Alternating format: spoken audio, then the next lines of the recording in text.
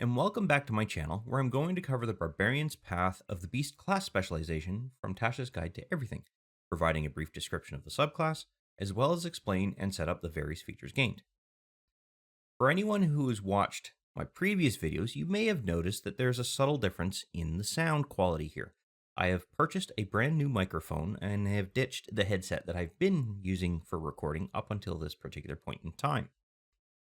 So please let me know in the comments below what you think of the new microphone and how well it's working. I have noticed a big difference in the audio quality, so I'm hoping that you will notice a big difference as well, and that it is an improvement rather than a detriment to what I had prior. The barbarians of this path draw their rage from a more bestial source than other paths, so much so that they can potentially physically transform into their beast of choice. There are two ways that this happens. The first is that a primal spirit will inhabit the barbarian as they're in the process of transforming. The second way is that they themselves are descended from an ancestral line of shapeshifters, thus giving them the ability to change their shape.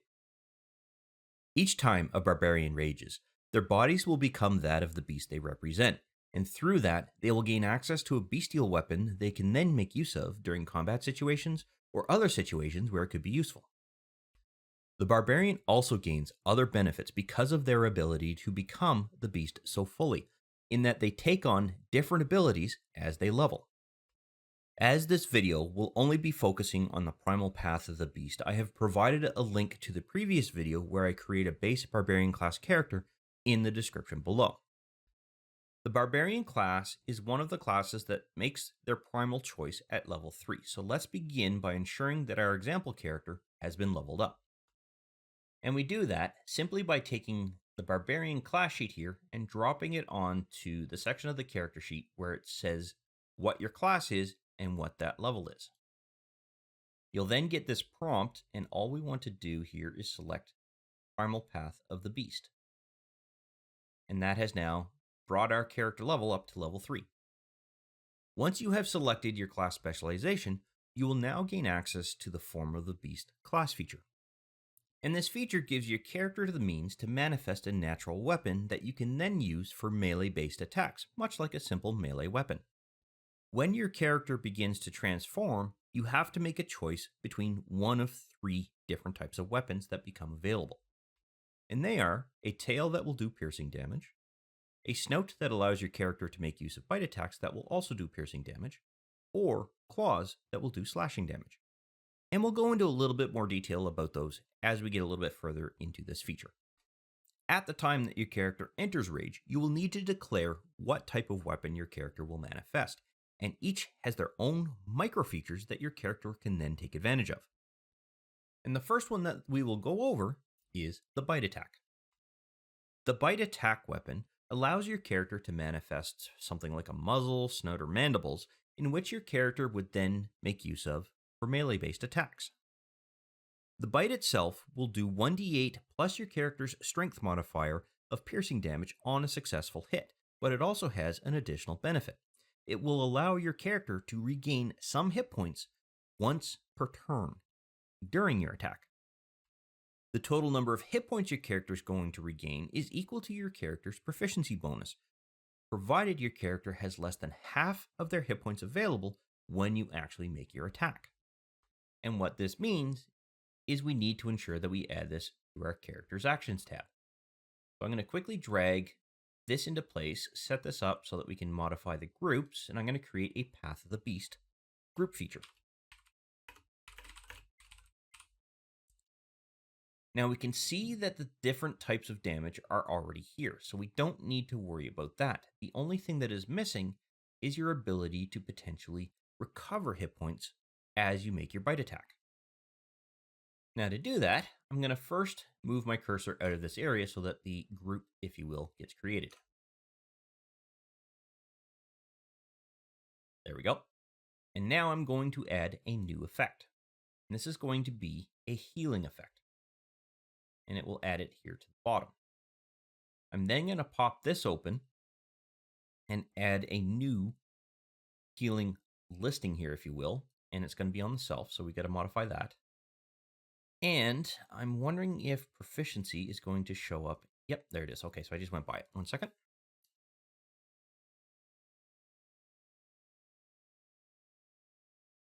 There we go. This is your proficiency. And it's equal to your proficiency bonus. So we don't have to worry about having how many hit points you get back. So if you had a proficiency bonus of 2, you would get 2 hit points back, as an example. And now that is set. However, before we go through the process of showing how this works in combat, I'm going to cover the claws and the tail-based weapons before we get there. That way I can cover them all in one run. Now the next option is the ability to manifest claws, which gives your character a means to do slashing damage during combat. Each of your hands will grow claws, which you can then use if your character is not holding anything in their hands. This means you can potentially have a primary attack and an offhand attack once per turn. The amount of damage dealt is going to be 1d6 plus your character's strength modifier in total damage. That is going to be slashing damage. And if your character does make a second attack with the offhand, the strength bonus will still apply to that attack and damage roll. This is because it's not actually considered an offhand attack, but essentially a combination attack between both of your claws. However, later on when your character gains access to the extra attack feature, your character will only be able to attack 3 times, not 4. And this is because there's a limitation being specified that you can only use your second claw attack once per turn, and that is right here in this paragraph. Once on each of your turns, when you attack with a claw using the attack action, you can make 1 additional claw attack as part of that same action. However, in place of a reaction, such as an attack of opportunity, for example, you would only be able to make use of a single claw attack during that reaction. And this is because in the description of an attack of opportunity, it actually restricts you to a single melee attack as part of the wording. And that word attack is literally lowercased, not uppercased. When it's uppercased, it references the whole action. When it's lowercase, it means a portion of that action. Now, this is already set up for us because we've already dragged it into place to set up the bite attack. So we're going to come back to a missing element here shortly, but I first want to go over the tail option. Now, the last weapon is going to be a long, spiny tail, and that is why the tail does piercing damage as opposed to bludgeoning damage, which is what I would have expected when I first read the description. The total amount of damage that the tail will deal is 1d8 plus your character's strength modifier, and it has a reach of up to 10 feet away from your character. In addition, the tail can be used as part of a reaction if your character is hit by a creature who happens to be within 10 feet of your character. And the reaction allows your character to use the tail as a defensive barrier. Doing so will require you to make a 1d8 dice roll and then add the resulting value to your character's armor class. This would only apply to the incoming attack that actually hits you, and it allows you to take that hit, if you will, and potentially turn it into a miss once the bonus die roll is added to your character's armor class. Unfortunately, this is going to require a little bit of manual intervention on your part. What I will do, though, is show you how that is done. So let's say your character is reacting to a particular situation. You're going to pick up a d8 and roll that in the chat box. So in this case, we have a 6. You're then going to have a quote-unquote preloaded empty effect here that you will then modify. And I'm going to call this Form of the Beast, semicolon, AC colon, and I'm going to add a 6 here. And we'll get to where that comes into play once we show you how things work inside of the combat tracker. It is going to expire on the next roll. Actually, it won't expire simply because you're going to have to manually remove it, if you will. And it's going to be on self. Now, I suppose it could be on the next roll because, having thought that through a little bit, if your character knows that there's an incoming attack and they decide to quote-unquote preload this, then you'll be able to more or less put this in place and it will automatically block the incoming attack if it happens to be low enough that it didn't exceed your AC plus this D6 for this example. And I'll show you that here in a second. I think I've got a couple of ways that I can do that will make sense. So let's go ahead now and show you how each of these options within this feature is going to work inside of the combat tracker. The first one I'm going to show you is the bite. And the way this bite is going to work is, let's say I'm going to attack this Ifrit here.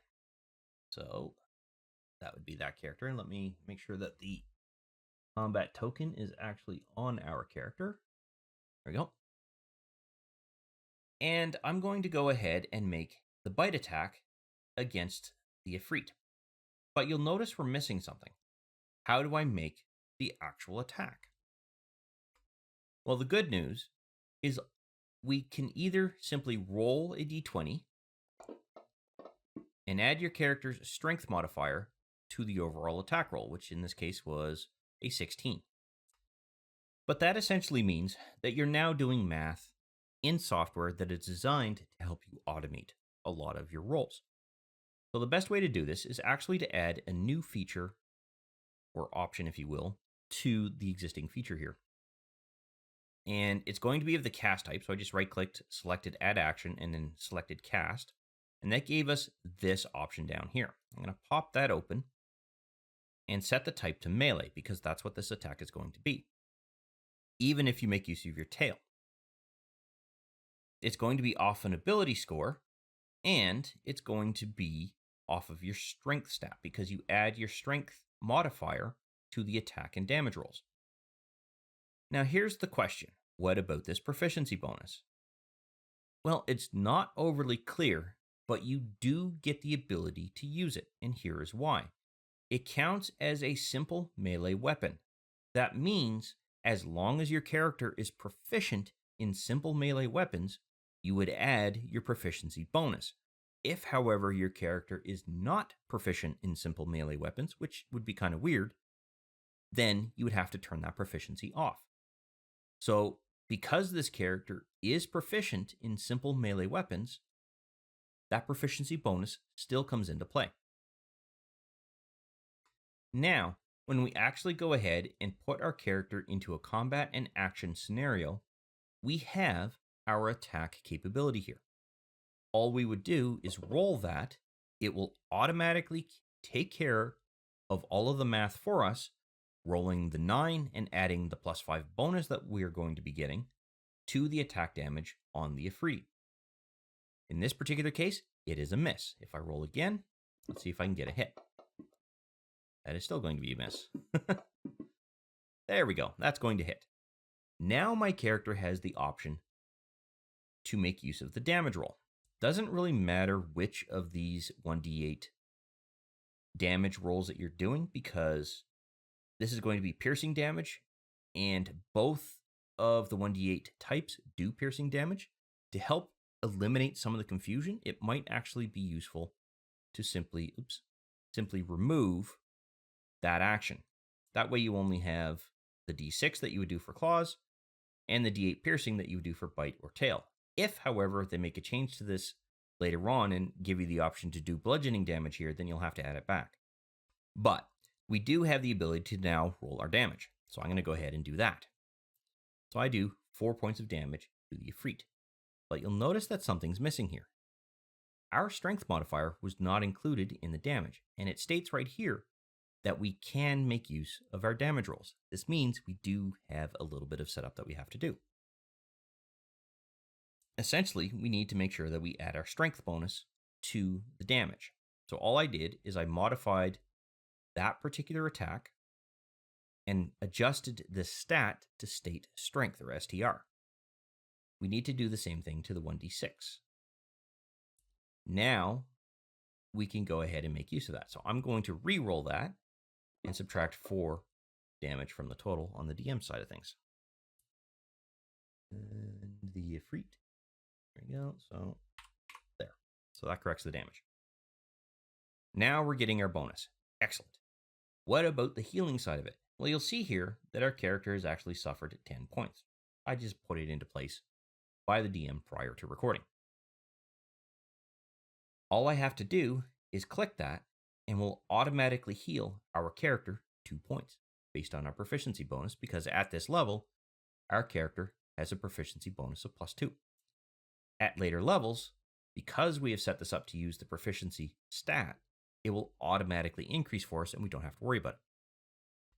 But let's say that this particular character had the extra attack capability. I know they don't at level 3, but I'm using this as an example. We would still be able to make an extra attack roll. Excellent. That is a critical hit. And roll my damage. But I would not be able to make use of this healing ability. I'm still in the same turn, and I've already used it. So there is the limitation when it comes to setting up the healing capability for the bite attack. Now, the way the claws work is a little bit different. You get to make your normal attack using your claws, but once on each of your turns, you get to attack a second time. So that means at level 3, you could potentially attack twice every single turn. So let's go ahead and do that. I'm going to make my attack roll, and you'll see that I'm using the exact same roll, even though I'm making the roll for the claws. I'm now going to apply the damage. Excellent. I'm then going to make use of the attack here, and I miss, so I don't do any other damage. Now, let's use the example of a character who happens to have the extra attack capability. And the way this would work is as follows. I would make my first attack. That is going to be a hit, so I would roll my damage. I then decide that I'm going to make use of the second claw for the attack as part of the same attack action. That is also going to hit, so I do my damage. Now I can make the quote-unquote extra attack when it comes to the feature extra attack. That is also going to be hit, so I roll my damage. I do not, however, get to roll this again, and that is because there is a restriction in place. We have already made use of the extra attack, if you will, through the claws option of the Form of the Beast feature. That means we cannot make use of it during the extra attack. So you can get 3 attacks later on. For the tail, the attacking capability works exactly like the other attacks that we do. We simply roll. That's going to be a miss. Okay, next turn, we roll again. That is also going to be a miss. Third turn, we roll again. Still a miss. Okay, let's say that that one actually hit. Then I would just simply do the damage. Now let's say that we have completed our turn, but 2 turns later, let's say the succubus there has the ability to attack us. Well, we can then make use of the tail as a reaction. We now have to go ahead and roll the d8. I'm going to modify this AC bonus here to a 1 because that was what the result of this roll was. And then I'm going to click that to add the AC bonus to our character. Now I'm going to quickly switch to the DM screen and set the turn to be the succubus. That succubus is then going to target the barbarian. Did I get it? Nope. There we go. And then make the attack. Now they rolled a 16, but that is still going to be hit, unfortunately. However, what I want to point out here is this. You'll see that we had a defense effect of +1. Well, if I make that a defense effect of plus, say, 6, and apply this, and then do another attack,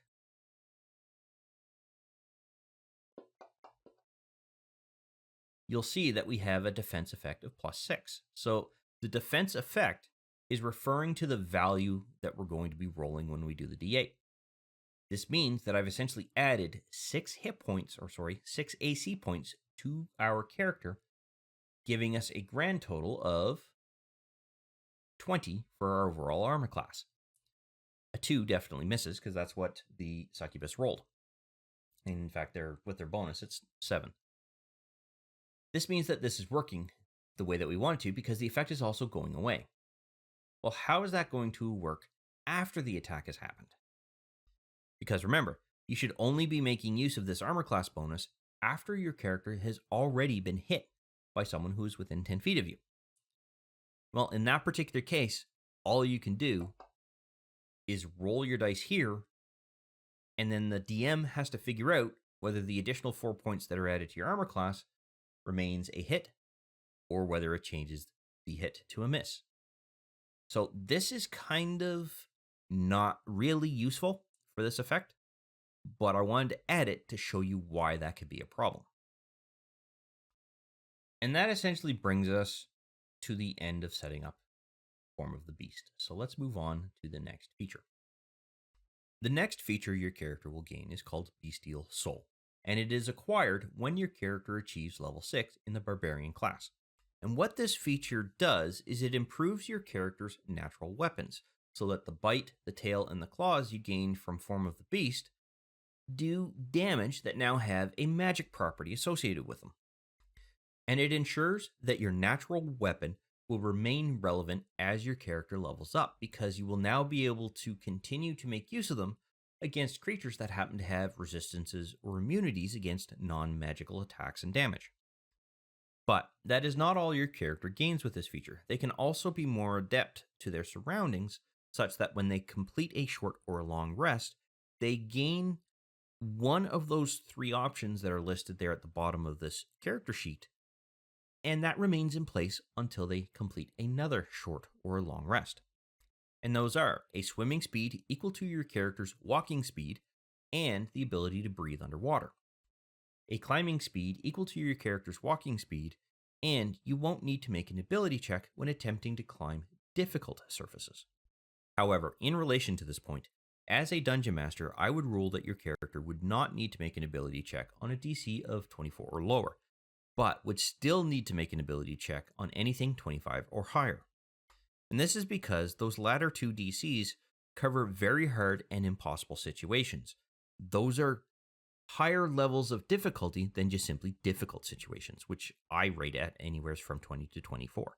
And the last option is the means to extend your jump distance equal to the number rolled on an athletics check, but you can only do this once per turn. Think of it like pouncing on a target from a distance. But what it does mean is that if your character has rolled a 20 and they have a natural +5 bonus to the modifier that you would generally roll on that check, you could theoretically jump an additional 25 feet forward in distance. That doesn't take into account any magical effects that you might have in place that would modify that bonus even further. Now, generally, a skill check actually can have a much higher bonus if you happen to be proficient in it, or even double proficient. You also gain access to your proficiency bonus as that total, so 25 feet is not necessarily the longest distance you can jump. I was just using that in this example. In this particular case, this character happens to have a +6 to their actual athletics skill check. That means this character could theoretically jump a maximum of 26 feet. But there's one last thing I would like to point out in relation to this jump feature. The total distance that you're going to be jumping is in addition to what your character would normally be able to jump. And generally, the strength is what dictates how far your character can jump. In this character's case, they can jump a total distance of 16. That means 16 feet. If they're doing a running long jump. If they're standing still and they're attempting to jump, that's a total of 8 feet because you have that, and the modifier does not come into play here. The total amount of distance that this particular character can jump is in addition to this feature here, meaning that if I'm doing a running long jump with this character, they're going to start at 16 feet as the maximum distance that they can jump, and then they're going to add the distance that they rolled and calculated as part of this process. In this particular case, the total distance is 33 feet. That is simply a massive amount of distance that a single person can jump. That's insane. And the modifier not coming into play here on a normal jump doesn't really matter because it definitely comes through during your skill check, because your strength bonus plus your proficiency bonus is part of your total athletic skill if you're proficient in it. You get double proficiency if you are double proficient in it. And that's how that particular process works. At level 10, your character will gain the Infectious Fury feature, which allows your character to curse the target they successfully hit with one of their natural weapons, be it the claw, bite, or tail-based attacks, and that target will then need to make a wisdom-based saving throw or suffer one of 2 options that your character can select from. The first is that a target must use its reaction, and it must use it on a target you designate, which could also be an ally of that target.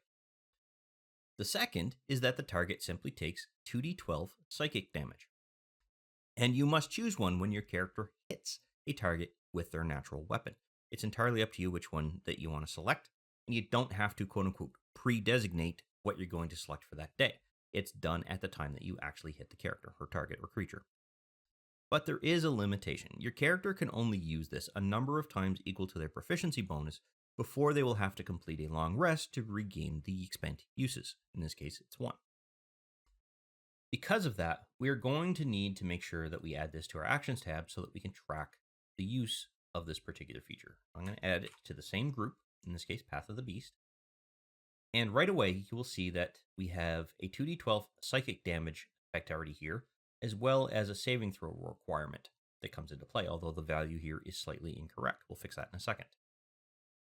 But before I do that, I want to ensure that the number of use limitation is already configured. So change standard here to preparation. So put in a 1 in this particular case and leave this as daily. That will tell Fantasy Grounds that your character has to complete a long rest in order to be able to regain the use of this feature. And now when we go to combat and we select to use it, the feature goes away, and then the Dungeon Master will have to actually go through and complete a long rest. 1 second here.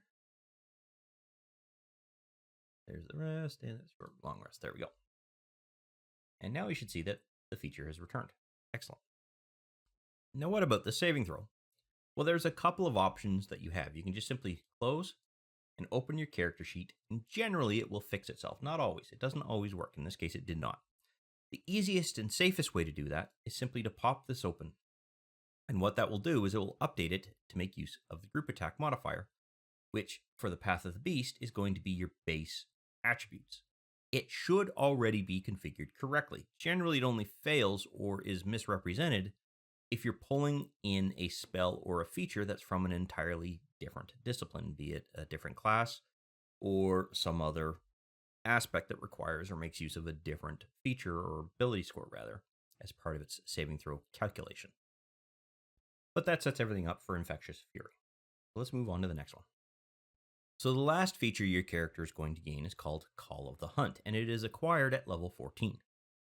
It allows your character to grant a number of willing creatures who are within 30 feet of your character a bit of a benefit while your character remains enraged. This means that if you let the rage lapse after a full duration, you were knocked unconscious or killed, or your character didn't suffer any damage, thereby the rage effect dropped, then the benefit would go away. But until then, it would remain in place.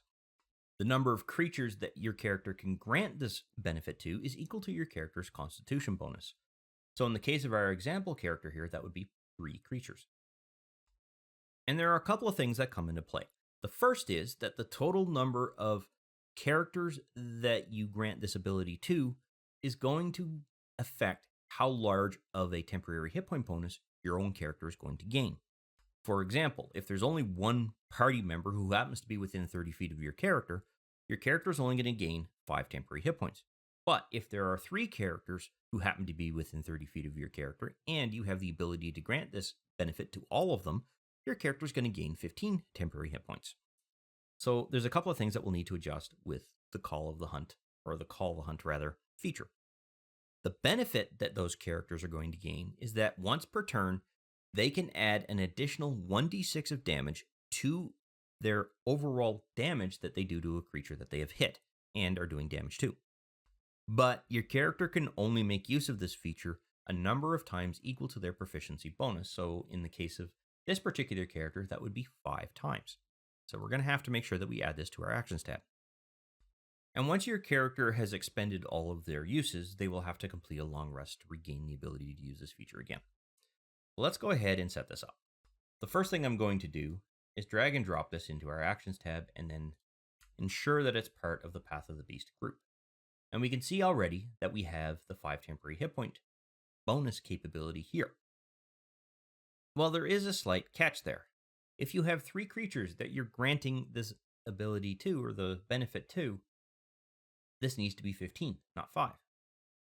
And you can't simply drag this out and right-click to add additional dice in play here. That's not how that works. So by doing this, I'm only unintentionally giving my character a total of 5 hit points. So here's what we want to do. We want to add in 2 more actions. These are both going to be heal actions. The first one is going to be temporary hit points on yourself, and it is simply going to be a 10 because we could do 2 characters with this character. The third one is also going to be on self, also going to be temporary hit points, but in this case, it's going to be 15. And that's because of our +3 modifier here. Right here, we have the ability to do a total of 3 people. Now, if I decide that I'm going to grant this benefit to 3 people and they're willing and accept it, then I will be able to apply 15 temporary hit points to my character. As you can see, the larger this modifier, the more of these you might want to add to your character, because you're not necessarily going to have a situation where you're always going to be granting 3 characters the benefit. Your party might be spread out a little while or a little ways during combat. So you want to have the options already available. The second thing is that you're going to want to grant the ability for other players make use of the D6 die roll. And the way that they can do that is as follows. You can set up an effect here, and it will require a little bit of work on your part to keep it in place. But I'm going to call this call the hunt, semicolon, DMG, colon, 1d6.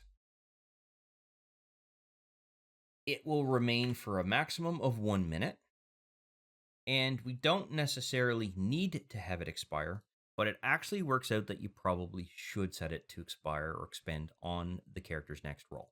And here is why. If they decide to use it off of their first attack roll every turn, yet they have 2 attack rolls, we don't want this automatically triggering on that second attack because you can only use it once per turn, not every attack that they do. So this means that they need to be able to toggle this on and off. Well, the only way to really do that is to roll a d6 and then drag that as part of the damage to the thing, which might be just as easy to manage, or you as the player pay attention to what's going on, and when they execute that ability, reapply the effect to them. Either one doesn't matter. They're both going to require a little bit of extra work. So let's see how that works in a combat scenario. Let's say that the Barbarian has the action token. And the ape here is going to be within reach of the Barbarian, as is the wolf. So that means this ability will apply to both of these particular creatures. So I'm going to grant them each the effect. I'm going to drop this directly on each of those characters. And then I'm going to grant myself 10 hit points, although I have 15, so that should be a 10. You can never add an amount to an existing amount unless the total amount is higher, meaning that if I have 10 hit points here that are temporarily granted, I can add 10 hit points as long as it's 10 or lower, but it's going to stay at 10. If, however, because 10 is lower and I haven't been hit yet, and I do this again later on, then I'll be able to add 15 hit points if I happen to do this to 3 characters. And you'll see that it replaced it with a 15. But in this particular example, we want 10. So now what happens is that let's say the ape's turn comes around. And they make an attack roll on the succubus. Let's do it this way. I have to do it with the DM then. They're going to make the attack roll. That is going to be a miss. Well, let's say they made another attack. Still a miss. Wow, I am rolling absolutely poorly today. There we go. That'll hit. Now when I do the damage, you'll see that there are 2 die that get rolled. One was 2 points of damage. The second die roll gave us an additional 1 point of damage, and that's added on top of their modifier bonus, and then the feature went away. So you as the player will need to ensure that you drag and drop that back into place.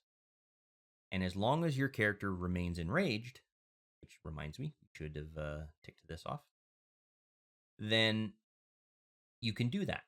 If, however, your rage ends, you can't do that anymore.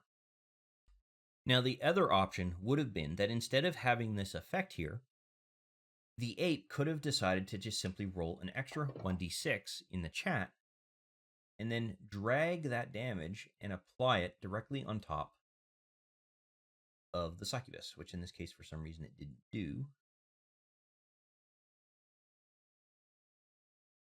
There we go. You have to drag it to the damage field. And that'll allow that damage to be done to the target. So that's how that would work. There are two options. Whichever one you choose is entirely up to you. The last thing that we need to do is set up how many uses we have. So we want to switch to preparation, and we want to set this as 5 in the case of this particular character, because we have 5 points of proficiency. And by the time you gain this, you're going to have 5 points of proficiency generally. Now, because I've used it, I need to make sure that that goes away. As I continue to use it, it will eventually drop off our character sheet until I complete a long rest. Once that happens, the feature will return, and we will be good to go. So just let me quickly run that. There we go. And now the feature is back. And that's how that works.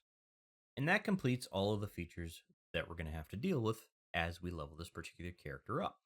And based on that, the Path of the Beast looks like a very interesting class to play, but I've never played a Barbarian, so I can't really speak to their effectiveness, although I have seen Barbarians played, and they can be very, very brutal. But it does bring us to the end of this particular video, and I hope you found it useful and informative, and I look forward to seeing you in the next one. I wish to thank you for taking the time to watch this particular video. I hope you found it informative and useful to familiarizing yourself with Fantasy Grounds in general, and that you had fun in the process. If you found the video useful and you liked the content of the particular video, go ahead and click that like button to let me know. And if you have any questions specific to the topic covered by this particular video, or just have some comments in general, please feel free to post something in the comments section, and I will do my best to respond to any questions that are asked. Additionally, I do release content quite regularly, and it's generally specific to Fantasy Grounds or 5th edition Dungeons & Dragons at this time. So if you'd like to be notified when new videos come out, go ahead and subscribe and click the notification bell to ensure that notification is sent to you when I release a new video.